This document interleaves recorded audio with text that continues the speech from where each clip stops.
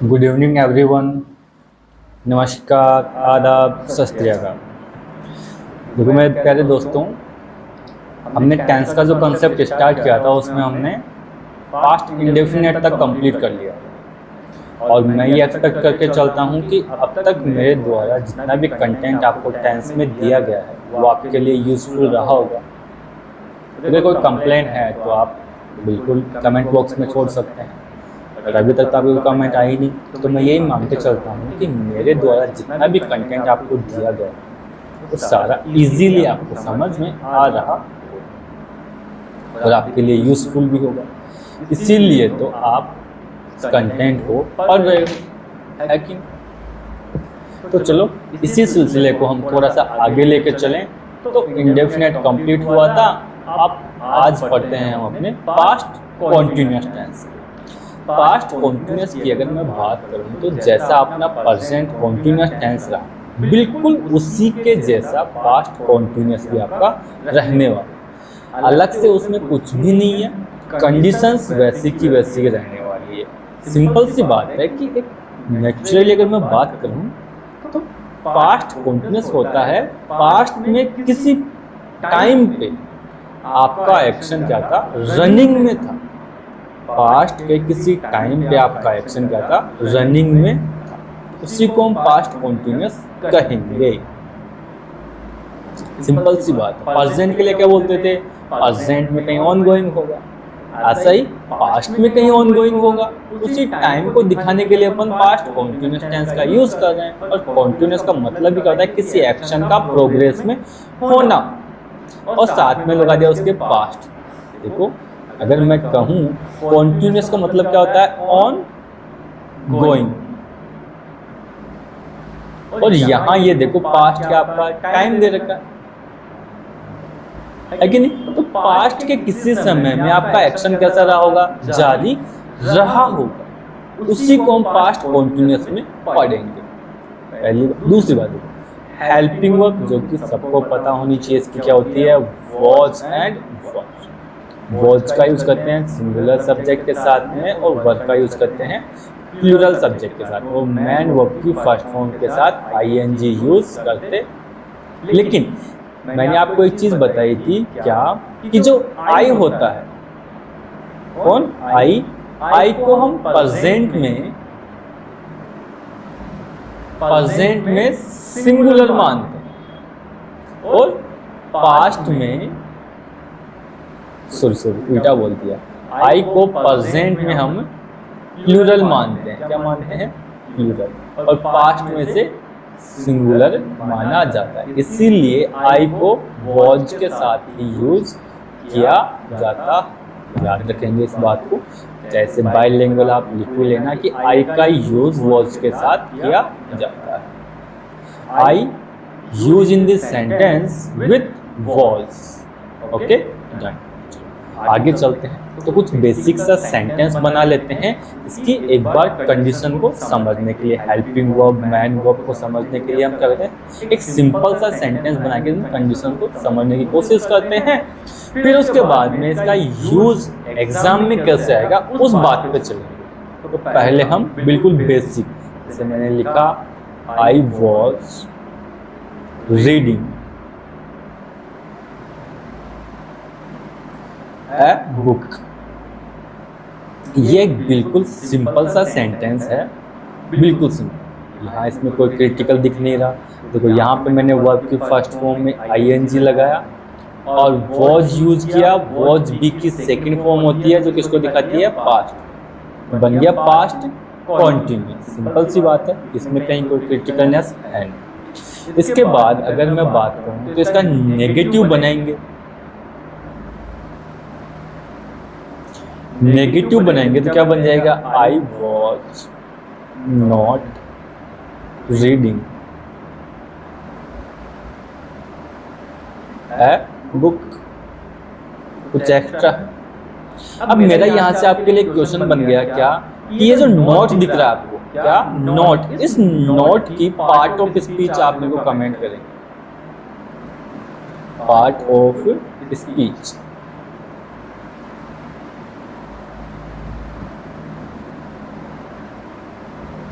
Part of speech इसकी comment करेंगे मुझे कमेंट बॉक्स में। हर कोई बताएगा कि नोट की पार्ट ऑफ स्पीच क्या होती है, मैं आपको अगले क्लास में बताऊंगा। तब तक मैं आपका वेट करता हूँ, देखिए कौन कौन बताता है इसकी पार्ट ऑफ स्पीच। इसके बाद बेटा अगर बात करें तो आई, अब बेटा देखो ये तो आपने क्या बन गया, ये सिंपल सेंटेंस बन गया है कि नहीं, और ये नेगेटिव बन गया।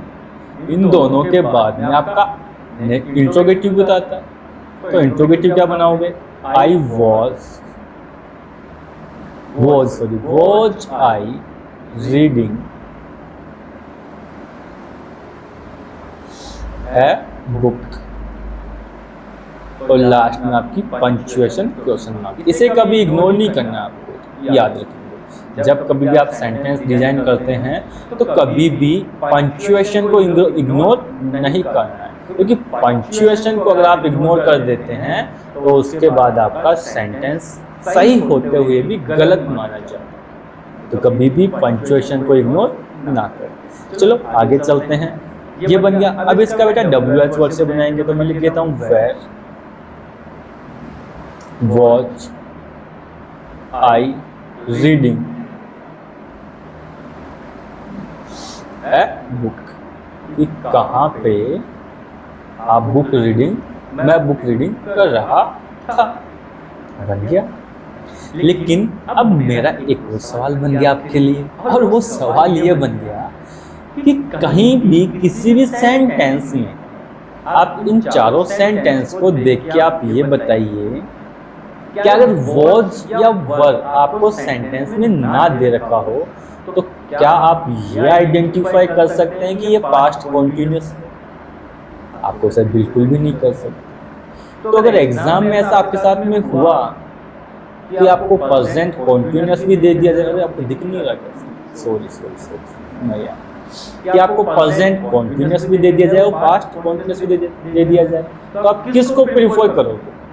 क्योंकि सेंटेंस में ना तो कहीं वो आइडेंटिफिकेशन है, ना ही आपको कोई पास्ट का टाइम या प्रेजेंट का टाइम दे रहे हैं। तो ऐसे में इसी चीज को डिनोट करने के लिए हम यूज करते हैं व्हेन और व्हाइल, कि दो वर्ड हैं अपने पास में, व्हेन और व्हाइल। इन दोनों वर्ड को समझने के लिए, पास्ट कॉन्टिन्यूस को समझने के लिए, पास्ट कॉन्टिन्यूस में टाइम की वैल्यू पता करने के लिए, उसको टाइम देने के लिए हम यूज करते हैं व्हेन और व्हाइल। देखो भाई एक एग्जांपल समझने की कोशिश करते हैं इस बात को, बाद में चलेंगे इस कहानी पे। तो मैंने कहा I was reading a book. अब मुझे एक बात बताओ, अगर मैं इस वॉज को यहाँ से रिमूव कर दूं तो आप क्या इस चीज़ का आइडेंटिफिकेशन कर सकते हो कि यहाँ पे एम आएगा या वॉज आएगा? चलो करके बताओ मुझे। इन दोनों में से यहाँ कौन सी हेल्पिंग वर्ब मैं प्रीफर करूँ कि मेरा मीनिंग निकल जाए? आप कहोगे सर वॉज भी ठीक है और एम भी ठीक है, क्योंकि प्रेजेंट की कंडीशन को दिखाना होगा तो मैं एम लगा दूंगा, पास्ट की कंडीशन को दिखाना होगा तो वॉज लगा दूंगा।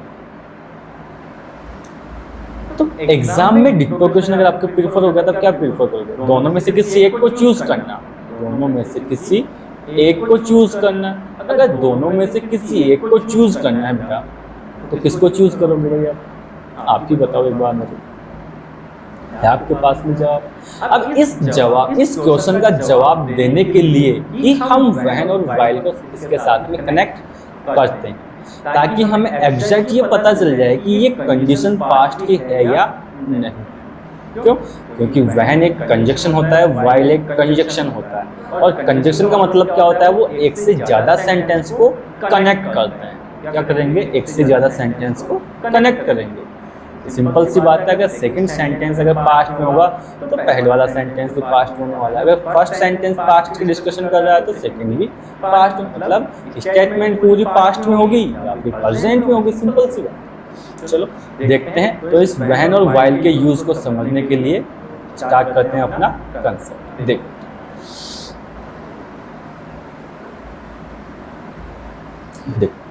मैं यहाँ कहूँ तो मैंने बना दिया एक नया आपका concept, fix type sentence, use of when और व्हाइल। व्हेन और व्हाइल का यूज करोगे तो देखो when two action are happening और going on at the same time the past, ठीक है, then past continuous will be used both word. इसका मतलब क्या निकला, यदि पास्ट में कोई, चलो हिंदी वालों के लिए लिख देता हूं मैं, यदि पास्ट में कोई दो एक्शन एक ही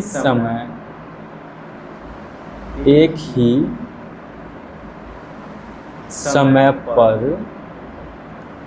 जारी रहे थे तो दोनों के लिए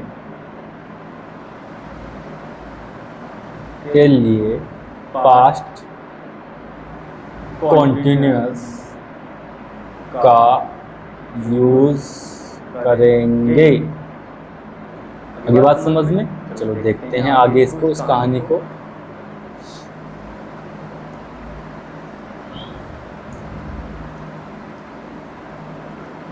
इधर वाइल के साथ में पास्ट कॉन्टिन्यूअस और पास्ट कॉन्टिन्यूअस मतलब जब भी बेटा दो एक्शन आपके पास्ट में कंप्लीट हो, दोनों कंप्लीट पास्ट में जारी रहेंगे, दोनों ऑन गोइंग पे हैं, कोई सा खत्म नहीं हुआ, कोई बीच में आया नहीं, दोनों रनिंग में हैं। जैसे मैं खाना खा रहा हूँ, मम्मी खाना पका रही है, इसी का अगर मैं पास्ट करूँ, मैं खाना खा रहा था तभी मम्मी खाना पका रही थी, बन गया। तो पास्ट के किसी टाइम पे आपके दो एक्शन ऑन गोइंग प्रोसेस पे थे, तो दोनों को हम वाइल कंजक्शन की हेल्प से शो करेंगे। कैसे, माई, देखो while my mother was singing I was sleeping. अब देखो एक एक्शन तो ये हो गया और एक एक्शन ये बन गया, ये एक्शन भी कंटिन्यू है और ये भी क्या आपका कंटिन्यू। दोनों एक्शन में ना तो कोई सा खत्म हुआ ना कोई सा बीच में आया और चला, दोनों की प्रोग्रेस अभी बनी हुई है। तो दोनों की प्रोग्रेस को मैंने वाइल के साथ यूज करके सेंटेंस बना दी। While my mother was singing I was sleeping. समझ में आया बेटा? पक्का? आगे अगर मैं कहानी को इसको बढ़ाऊं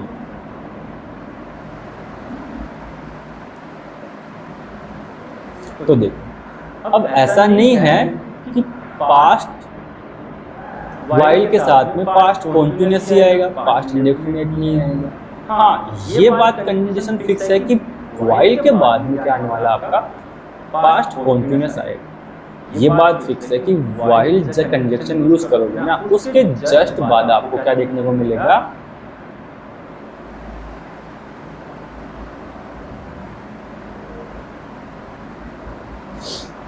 वाइल के जस्ट बाद में क्या देखने को मिलेगा आपको, पास्ट कॉन्टिन्यूअस देखने को जरूर मिलेगा। जैसे कि देखो वाइल के जस्ट बाद पास्ट कॉन्टिन्यूअस आया, तो जस्ट पहले भी हमने ये पढ़ा था कि वाइल के साथ दो पास्ट कॉन्टिन्यूअस देखने को मिल जाएंगे। तो वाइल के बाद आपको लिखा क्या बेटा, he was watering the plants, उसने क्या किया, प्लांट्स में पानी दे रहा था। An insect bite him, verb की सेकंड फॉर्म आ गई। वर्ब की सेकंड फॉर्म क्या होती है बेटा, पास्ट इंडेफिनिट होता है। और यहाँ देखिए बेटा, ये तो आपका पास्ट हो गया और ये वर्ब की फर्स्ट फॉर्म के साथ आईएनजी, तो ये किसको दिखा रहा है, कॉन्टिन्यूअस आगे। समझ गए बात को? चलो आगे चलते हैं थोड़ा सा इसी कहानी को लेके अगले सेंटेंस पे। तो अगला सेंटेंस देखो, वाइल के बाद फिर से आपको पास्ट कॉन्टिन्यूअस देखने को मिला और ये इधर फिर से पास्ट कॉन्टिन्यूअस। तो वाइल के साथ में तो पास्ट कॉन्टिन्यूअस रहने वाला ही है। आगे जो सेंटेंस है वो पास्ट कॉन्टिन्यूअस भी हो सकता है और इंडेफिनेट भी हो सकता है अकॉर्डिंग टू सेंस। इन दोनों में आप ये जरूर याद रखें। चलो मैं इधर लिख देता हूँ आपके लिए। देखो, वाइल while के साथ में past continuous आएगा। अब एक सेंटेंस और बच गया आपका, वो पास्ट इंडेफिनेट भी हो सकता है और दूसरा पास्ट कॉन्टिन्यूस भी हो सकता है। दोनों में से कोई सा भी लगाओगे आपकी कंडीशन बिल्कुल सेटिस्फाइड कंप्लीट रहेगी। लेकिन ये दोनों में से कौन सा यूज करेंगे वो हमें अकॉर्डिंग टू सेंस लेना है। इसके अकॉर्डिंग लेना है, सेंस के अकॉर्डिंग। इसने कोई सा भी उठा के लगा दिया, भाई एग्जामिनर ने कौन सा सेंस दिया है उस सेंस के अकॉर्डिंग पास्ट इंडेफिनिट और पास्ट कॉन्टिन्यूस यूज करना है। बट वाइल के बिल्कुल बाद में क्या आएगा आपका पास्ट कॉन्टिन्यूस। चलो इस बात को समझते हैं, एक बार पढ़ते हैं इसको। देखो, if some work is beginning done in the past and another work has been done at the same time. इसका मतलब क्या हुआ, एक काम आपका प्रोग्रेस पे है और उसी दौरान दूसरा काम स्टार्ट हुआ और कंप्लीट हो गया। Then for the work that going on use past continuous. तो जो आपका एक्शन चल रहा था उसके लिए तो क्या यूज करेंगे आप, पास्ट कॉन्टिन्यूस। और एक वो work for the work then it was done during the same time, past indefinite use past indefinite. उसी समय आपका जो दूसरा एक्शन स्टार्ट हुआ और कंप्लीट भी हो गया, उसके लिए आप पास्ट इंडेफिनिट यूज करेंगे। जैसे मैं कहूँ, मैं जैसे आपको टीचिंग करवा रहा हूँ, मैं आपको क्या कर रहा हूँ, पढ़ा रहा हूँ। सिंपल सी बात। अब पढ़ाते पढ़ाते मेरा फोन रिंग करने लग जाए तो मैं रिंग पे बात करूंगा, रख दूंगा उसको। तो देखो, सर ने फोन पे बात की थी कब, जब हम क्लास ले रहे थे। सिंपल सी बात है। मतलब किसी एक एक्शन के दौरान मैं एक एक्शन कर रहा हूं, वो मेरा कंप्लीट नहीं हुआ, लेकिन उसी एक्शन के दौरान मेरा दूसरा एक्शन स्टार्ट हुआ और उसी एक्शन के दौरान वो बंद भी हो गया। मतलब किसी पॉइंट पर्टिकुलर टाइम पे वो स्टार्ट होके खत्म हो गया, लेकिन मेरा जो एक्चुअल जो एक्शन था वो अभी भी कॉन्टिन्यूसली उसमें था उस टाइम पे, वो खत्म नहीं हुआ था। ठीक है, शायद आपको बात समझ में आई होगी। तो मैं इसके सीधे एग्जांपल पे चलता हूँ और क्लास को ज़्यादा बड़ा नहीं करूँगा क्योंकि पढ़ने में आपको प्रॉब्लम आएगी। तो इससे अच्छा मैं फटाफट इस क्लास को खत्म करूँ। देखो, वहन के बाद में क्या है बेटा, पास्ट कॉन्टिन्यूस।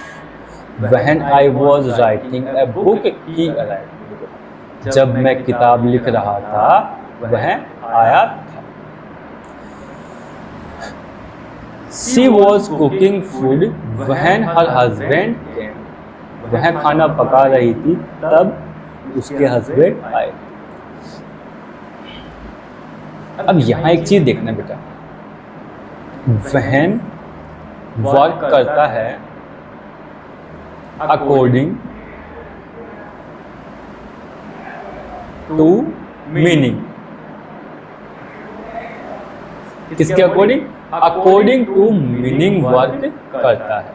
कौन, आपका वहन। कैसे, मैं समझाना चाहूंगा। यहाँ ऊपर देख लेते हैं एक बार सेंटेंस पे कि वहन के जस्ट बाद में पास्ट कॉन्टिन्यूस भी आया और वहन के जस्ट बाद में पास्ट इंडेफिनिट भी आया कि नहीं है, तो यहाँ पे पास्ट कॉन्टिन्यूस है। दोनों केस को आप देख के ये बता सकते हो कि सर पास्ट वहन के साथ में पास्ट कॉन्टिन्यूस आएगा, इंडेफिनिट से आएगा। इसका सिंपल सा मीनिंग ये निकलता है कि यहाँ पे हम देख के ये आइडेंटिफाई कर पा रहे हैं कि वहन के बाद में अकॉर्डिंग टू सेंस ही आपका सेंटेंस आने वाला है। वाइल के जैसे नहीं है कि वाइल के जस्ट बाद में आपका पास्ट कॉन्टिन्यूस आ जाएगा ना बेटा।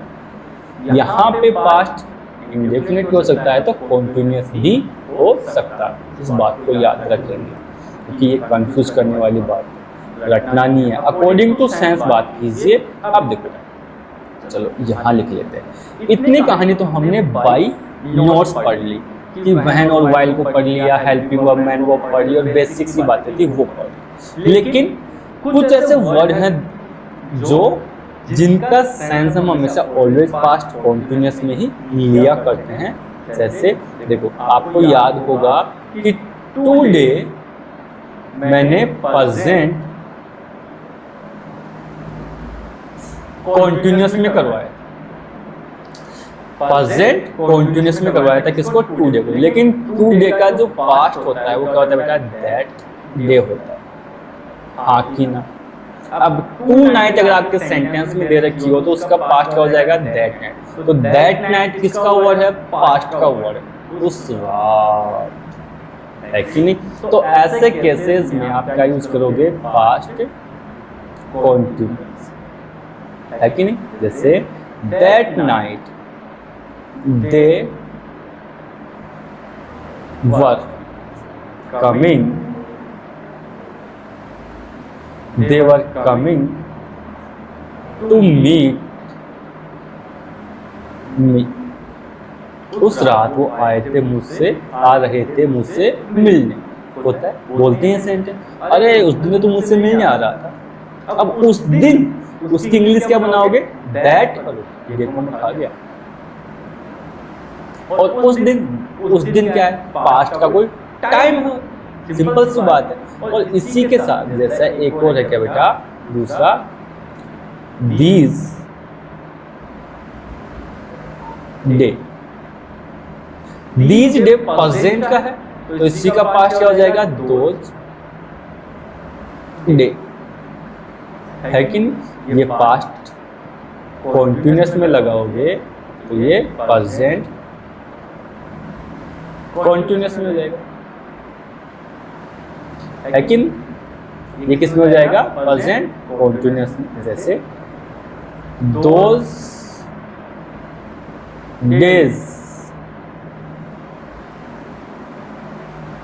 We were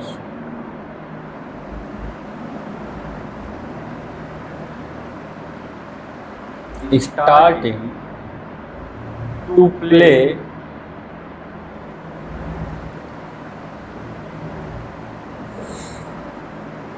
cricket.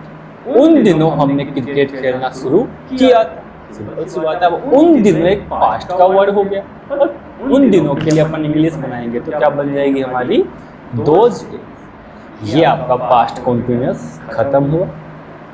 I hope कि आपको बातें अच्छी लगेंगी, कंटेंट आपको अच्छा लगेगा। मैं जितने अपने बेस पे मेहनत कर पा रहा हूँ आपके लिए कर रहा हूँ, तो आप भी अपना रिव्यू दीजिए। अगर कंटेंट अच्छा लगता है तो अपने दोस्तों के साथ ज़रूर शेयर करें, और लाइक कमेंट करना ना भूलें।